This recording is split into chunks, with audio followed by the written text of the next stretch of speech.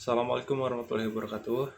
Perkenalkan, nama saya Muhammad Farid Fadil Hariri, Prodi Informatika semester 6. Di sini saya akan menjawab pertanyaan UTS Network Project dan IoT dengan project monitoring galon berbasis IoT menggunakan load cell dan ESP32. Untuk jawaban nomor 1A, bagaimana saya memahami alur data dari ESP32 atau Arduino hingga ke aplikasi? Menurut pemahaman saya, alur data pada proyek ini dimulai dari sensor load cell yang membaca berat galon. Ketika isi air berkurang, maka berat galon juga ikut berkurang. Data dari load cell masih berupa sinyal kecil, jadi perlu dibantu oleh modul HX711 supaya bisa dibaca dengan baik. Setelah itu data masuk ke ESP32 sebagai microcontroller utama. Di dalam ESP32, data diproses sesuai coding yang sudah dibuat. Misalnya jika berat di bawah batas tertentu, maka sistem akan membaca bahwa galon hampir habis atau habis. Kemudian jawaban 1B. Kalau menurut saya, bagian yang paling penting adalah sensor dan proses kalibrasi.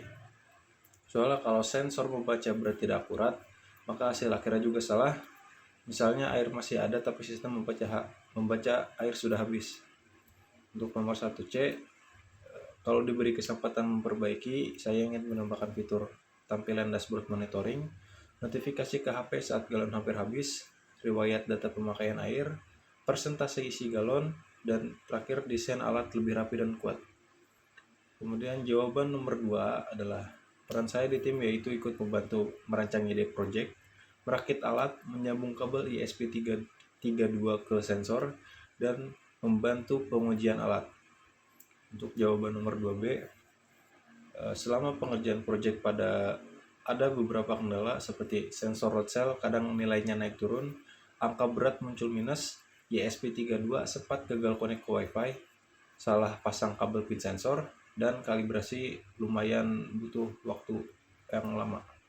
Untuk jawaban nomor 2C, solusinya kami coba satu persatu seperti mengecek ulang wiring kabel, memastikan sensor dipasang stabil, mengatur ulang nilai kalibrasi, mengecek SSID dan password Wi-Fi, kemudian mencoba upload ulang program ke ESP32.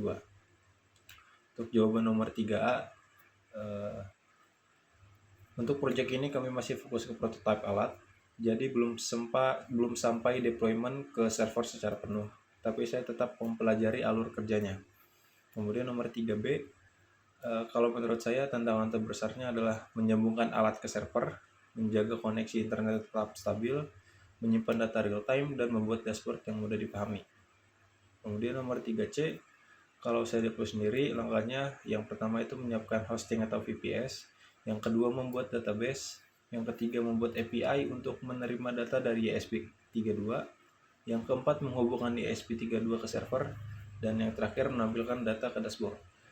Untuk jawaban nomor 4A, menurut saya sistem ini masih tahap prototype, jadi keamanan masih dasar. Kalau dipakai untuk skala besar tentu perlu ditingkatkan lagi. Untuk jawaban nomor 4B, beberapa celah yang mungkin ada adalah yang pertama password Wi-Fi tersimpan di coding, yang kedua belum ada login user, yang ketiga data belum terenkripsi, yang terakhir jika Wi-Fi diketahui orang lain maka alatnya bisa diakses. Untuk jawaban nomor 4C adalah kalau dikembangkan lagi, saya sarankan yang pertama menggunakan sistem login, yang kedua password lebih aman, yang ketiga data dikirim dengan HTTPS, yang keempat menggunakan token API, dan terakhir membatasi akses user tertentu saja. Untuk jawaban nomor 5A, kontribusi terbesar saya adalah ikut membantu dari awal perancangan, perakitan alat, pengujian sensor, dan penyusunan laporan. Jawaban untuk nomor 5B adalah saya belajar cukup banyak, terutama dari sisi teknis.